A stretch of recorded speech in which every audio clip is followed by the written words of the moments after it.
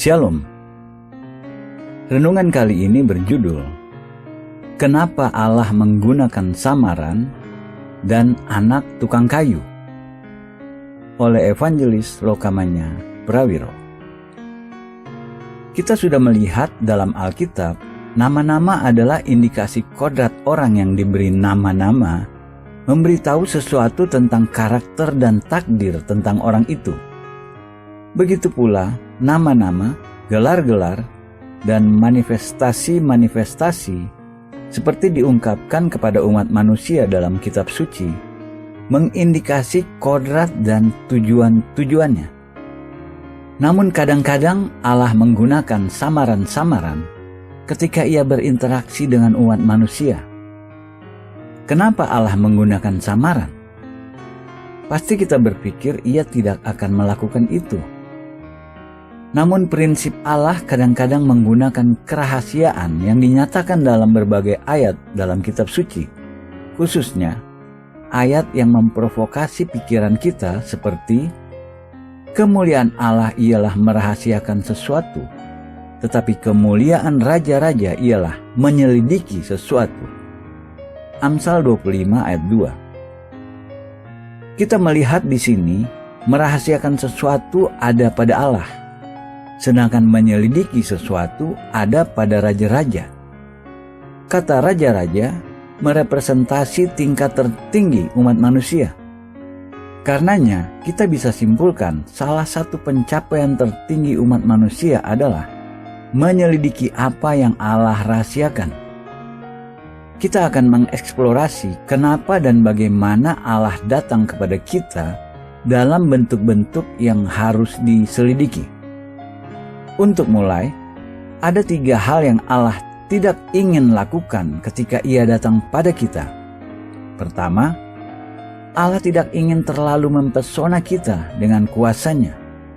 Meskipun ia akan mengkonfirmasi kebenaran Injil dan menarik orang-orang kepada dirinya melalui kuasanya, lihat Ibrani 2 ayat 3-4, ia tidak ingin kita menerimanya hanya karena ia maha kuasa. Dengan kata lain, kita tidak perlu takut jika kita tidak menerimanya. Ia akan menghancurkan kita dalam sekejap, mengambil nafas kita dan mengakhiri hidup kita. Itu bukan motif yang Allah berkenan untuk kita menerimanya, melainkan motif kita harus kasih. Inilah kasih itu. Bukan kita yang telah mengasihi Allah, tetapi Allah yang telah mengasihi kita dan yang telah mengutus anaknya sebagai pendamaian bagi dosa-dosa kita. Kita telah mengenal dan telah percaya akan kasih Allah kepada kita. Allah adalah kasih, dan barang siapa tetap berada di dalam kasih, ia tetap berada di dalam Allah, dan Allah di dalam dia. Dalam hal inilah kasih Allah sempurna di dalam kita, yaitu kalau kita mempunyai keberanian percaya pada hari penghakiman, karena sama seperti Dia, kita juga ada di dalam dunia ini. Di dalam kasih tidak ada ketakutan. Kasih yang sempurna melenyapkan ketakutan. Sebab ketakutan mengandung hukuman dan barang siapa takut, ia tidak sempurna di dalam kasih. Kita mengasihi karena Allah lebih dahulu mengasihi kita. 1 Yohanes 4 ayat 10, ayat 16-19. Kedua, Allah tidak ingin memikat kita dengan berkat-berkat-Nya. Allah mampu memberkati kita dalam setiap bidang kehidupan kita. Ia mampu memberi kita semua yang kita butuhkan dan jauh lebih banyak lagi. Ia mampu menyembuhkan kita, menyediakan kita dengan kelimpahan finansial, dan menyelesaikan semua masalah kita. Namun ia tidak ingin kita menerimanya hanya berdasarkan apa yang kita dapat darinya. Ketiga, Allah tidak ingin hanya memuaskan keingintahuan intelektual. Bagi beberapa orang, hidup seperti teka-teki, potongan gambar terdiri dari banyak bagian yang berbeda, di mana satu darinya diberi label Allah. Beberapa orang ingin bisa menyisipkan Allah dalam tempatnya yang sah ke dalam teka-teki. namun Allah bukan sepotong teka-teki. Dan jika kita memiliki sikap itu terhadapnya, Ia tidak akan mengungkapkan dirinya kepada kita. Mari kita mengulang apa yang Allah tidak ingin lakukan ketika Ia datang pada kita. Pertama, Ia tidak ingin terlalu mempesona kita dengan kuasa-Nya. Kedua, Ia tidak ingin memikat kita dengan berkat-berkat-Nya. Dan ketiga, Ia tidak ingin memuaskan hanya keingintahuan intelektual. Lalu, apa yang Allah inginkan? Jawabannya, Allah ingin kita menginginkannya untuk dirinya sendiri, selain kuasa-Nya, berkat-berkat-Nya, dan faedah apapun lainnya. Kita perlu menyadari Allah tidak melihat kita seperti kita melihat sesama kita. Ia melihat ke dasar paling dalam di hati kita. Satu ayat dalam 1 Samuel membuat poin ini dengan jelas.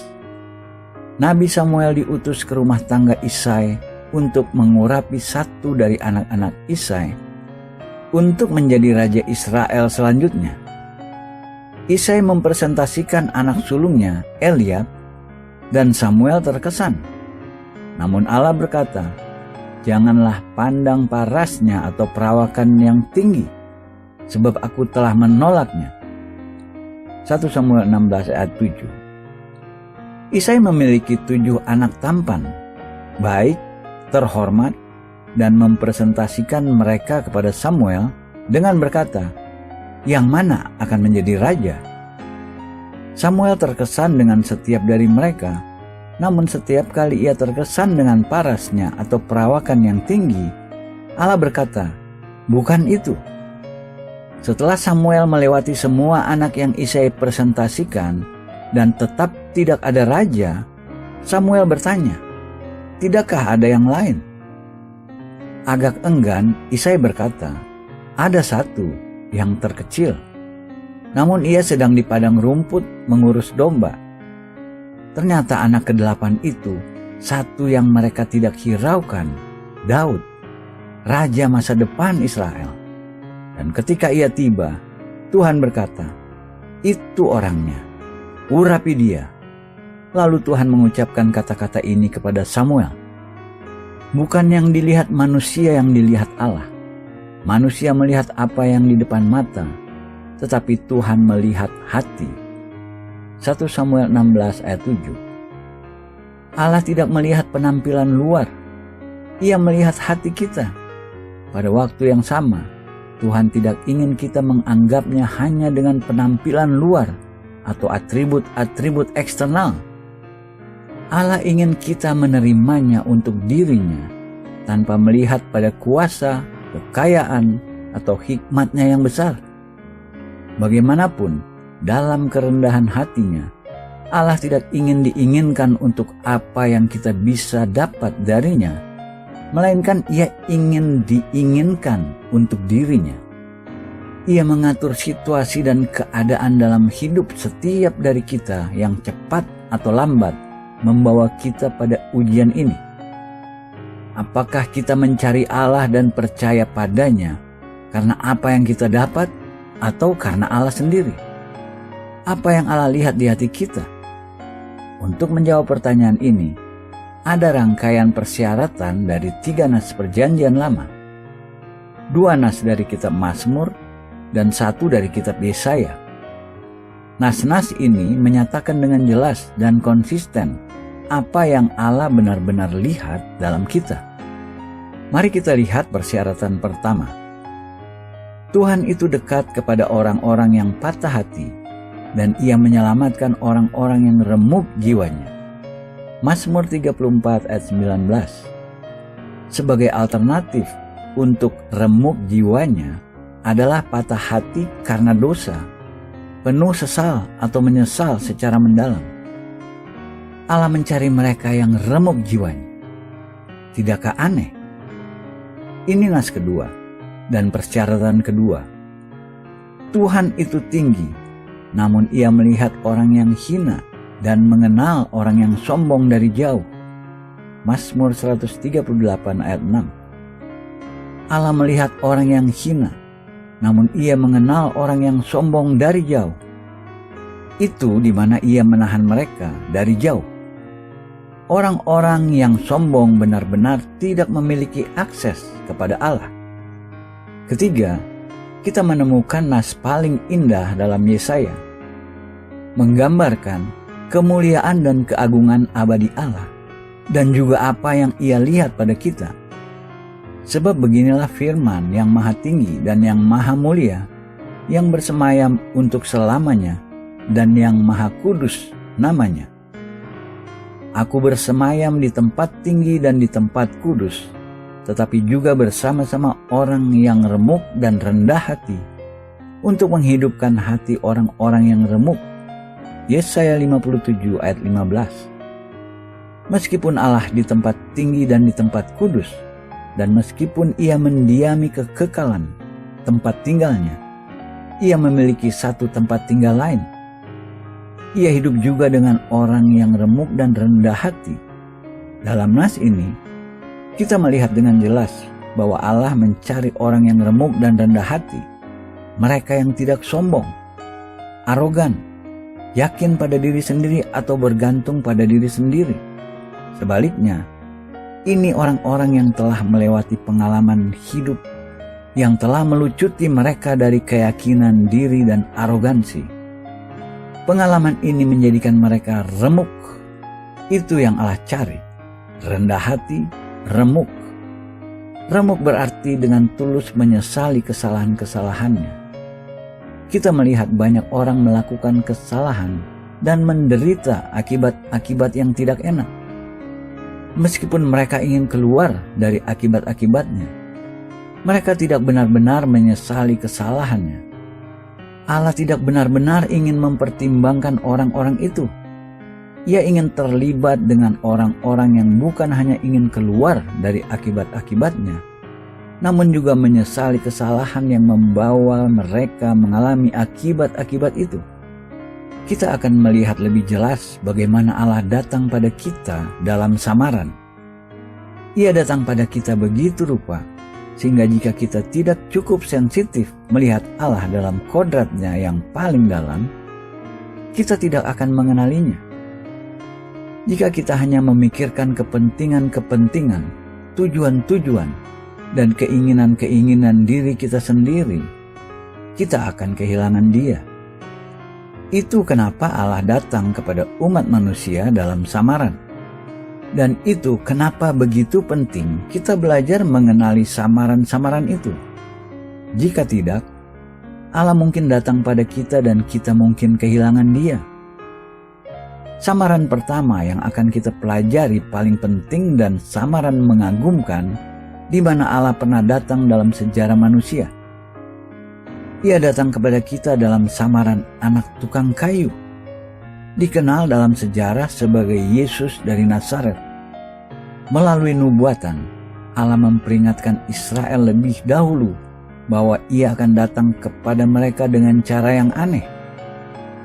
Sebab seorang anak telah lahir untuk kita, seorang putra telah diberikan untuk kita, lambang pemerintahan ada di atas bahunya, dan namanya disebut orang, Penasihat Ajaib, Allah yang perkasa, Bapa yang kekal, Raja Damai.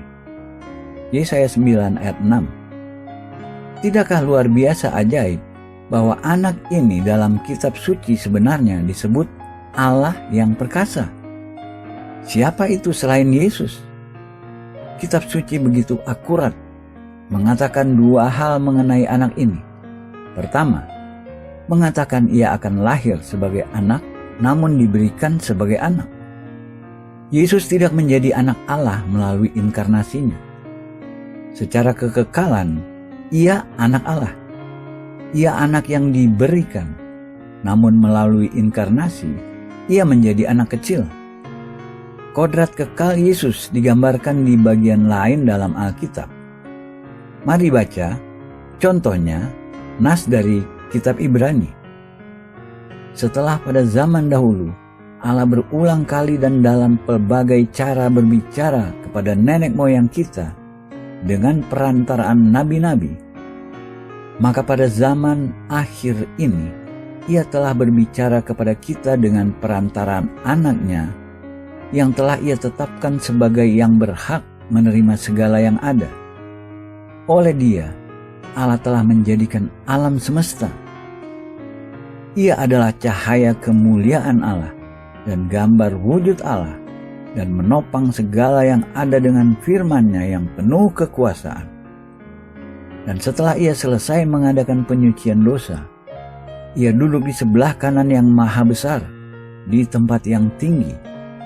Ibrani 1 ayat 1-3. Nas ini mengatakan pada kita 7 fakta luar biasa mengenai anak Allah. Pertama, Ia pewaris dari segala yang ada. Seluruh ciptaan, seluruh alam semesta disimpulkan dan digenapi dalamnya. Kedua, melaluinya Allah Bapa menciptakan alam semesta. Ia sumber kreatif dari semua. Ketiga, Ia cahaya kemuliaan Allah. Ia ekspresi apa yang tidak bisa dilihat dari Allah yang invisible. Ia cara kemuliaan Allah datang ke dalam hidup kita. Keempat, Ia representasi Allah Bapa. Ia menyampaikan kepada kita dalam bentuk yang kita bisa apresiasi kodrat kekal Allah yang tidak bisa dilihat. Yesus berkata, "Barang siapa telah melihat Aku, ia telah melihat Bapa." Yohanes 14 ayat 9. Kelima, Ia menopang segala yang ada dengan firman-Nya yang penuh kekuasaan. Ia kekuatan yang menopang dalam seluruh alam semesta. Ia satu yang menopang seluruh ciptaan. Keenam, Ia menyediakan penyucian untuk dosa-dosa kita melalui kematian-Nya di salib. Ketujuh, setelah Ia selesai mengadakan penyucian dosa di salib, Ia duduk di sebelah kanan yang maha besar, di tempat tinggi di atas semua otoritas, kuasa, dan kemuliaan dalam alam semesta. 7 fakta itu mengungkapkan siapa Yesus sesungguhnya. Namun dalam sejarah, Ia datang kepada kita dalam samaran itu, bayi kecil yang tumbuh menjadi anak tukang kayu. Allah memperingatkan Israel bahwa mereka dalam bahaya kehilangan Dia. Sebagai contoh, ada nas terkenal dalam Yesaya 53 yang menggambarkan Yesus sebagai orang yang penuh kesengsaraan. Nas ini mulai dengan peringatan mengenai tidak percaya. Siapakah yang percaya kepada berita yang kami dengar? Dan kepada siapakah tangan kekuasaan Tuhan dinyatakan? Ayat 1. Tangan kekuasaan Tuhan tiada lain selain dari Yesus. Nas ini menggambarkannya dalam bentuk manusianya. Sebagai taruk Ia tumbuh di hadapan Tuhan dan sebagai tunas dari tanah kering. Ayat 2. Israel tanah yang kering ketika Yesus datang. Itu dalam kematian spiritual.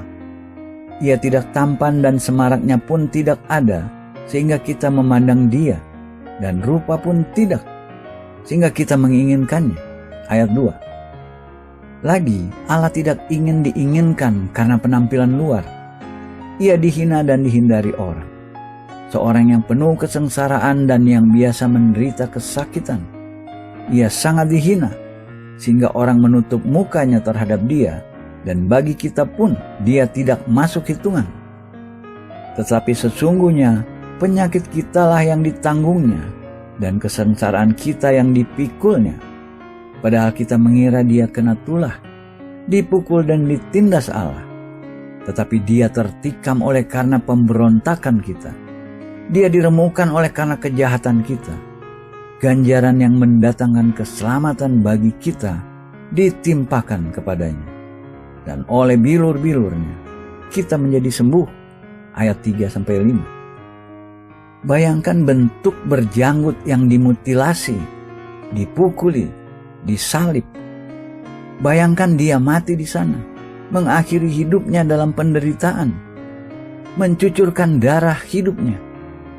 Tidakkah itu samaran yang aneh untuk Allah Maha Besar? Kitab suci mengatakan selanjutnya, kita sekalian sesat seperti domba. Masing-masing kita mengambil jalannya sendiri, tetapi Tuhan telah menimpakan kepadanya kejahatan kita sekalian. Yesaya 53 ayat 6. Perannya sebagai penanggung dosa-dosa dunia adalah terbesar dan teraneh dari semua samaran Allah. Mari kita lihat 4 hal bahwa anak Allah bukan seperti ia datang kepada kita dalam bentuk manusia. Ia bukan dari kasta imamat yang memerintah. Ia tidak berpendidikan tinggi. Ia bukan pemimpin politik. Ia bukan komandan militer. Ini semua peran yang dunia cari dalam Mesias. Ciri-ciri itu sudah pasti akan menyebabkan dunia mengagumi, menghormati, dan menerimanya. Namun ia tidak memiliki ciri-ciri itu. Kenapa? Karena Allah tidak ingin diterima dengan dasar itu. Ia ingin diterima hanya melalui mereka yang rendah hati dan remuk jiwanya. Mereka yang rindu Allah untuk dirinya dan bukan untuk apa yang ia harus tawarkan. Betul, Yesus dari suku raja. Satu-satunya suku darinya seorang raja pernah datang kepada orang-orang Yahudi. Ia dari suku Juda. Namun kemuliaannya sudah lama menurun. Dan ketika Yesus datang, ia sebagai tunas dari tanah kering. Yesaya 53 ayat 2. Itu bagaimana Allah datang kepada umat manusia 2000 tahun yang lalu. Betapa sedikit sudah mempenetrasi kedalaman samaran itu. Ketika Allah datang ke bumi, dalam samaran manusia Yesus, yang hidupnya berakhir di salib, orang-orang memiliki reaksi-reaksi berlawanan terhadapnya. Satu sikap menolak dengan menghina sebagai anak tukang kayu. Yang lain menerimanya dengan penyembahan sebagai anak Allah. Mari lihat lebih dekat reaksi-reaksi yang berbeda-beda ini. Reaksi pertama, penolakan dan penghinaan, digambarkan dalam Matius 13. Menggambarkan respons kepada Yesus di kampung halamannya sendiri, Nazaret. Setibanya di tempat asalnya, Yesus mengajar orang-orang di situ di rumah ibadat mereka. Maka takjublah mereka dan berkata, "Dari mana diperolehnya hikmat itu dan kuasa untuk mengadakan mujizat-mujizat itu? Bukankah ia ini anak tukang kayu? Bukankah ibunya bernama Maria dan saudara-saudaranya Yakobus, Yusuf, Simon dan Yudas? Dan bukankah saudara-saudaranya perempuan semuanya ada bersama kita? Jadi dari mana diperolehnya semuanya itu?" Lalu mereka kecewa dan menolak dia. Maka Yesus berkata kepada mereka, "Seorang nabi dihormati di mana-mana, kecuali di rumahnya." Matius 13 ayat 54-57. Orang-orang ini tidak bisa melihat melalui samaran. Mereka sudah terlalu lama mengenal Yesus. Dalam arti tertentu, mereka sudah menjadi terlalu biasa dengannya. Orang-orang yang sudah terlalu dekat dengannya gagal melihat samaran. Ia harus pergi ke tempat lain untuk diterima. Mari kita lihat sekarang reaksi yang berlawanan. Mereka yang menerimanya mengenali samaran dan menyadari siapa dia sesungguhnya. Setelah Yesus tiba di daerah Kaisarea Filipi, ia bertanya kepada murid-muridnya, "Kata orang, siapakah anak manusia itu?" Jawab mereka, "Ada yang mengatakan Yohanes Pembaptis, ada juga yang mengatakan Elia, dan ada pula yang mengatakan Yeremia atau salah seorang dari para nabi." Lalu Yesus bertanya kepada mereka, "Tetapi apa katamu? Siapakah aku ini?" Maka jawab Simon Petrus, "Engkau adalah Mesias, anak Allah yang hidup." Kata Yesus kepadanya, "Berbahagialah engkau Simon bin Yunus, sebab bukan manusia yang menyatakan itu kepadamu, melainkan Bapa-Ku yang di surga." Matius 16 ayat 13-17.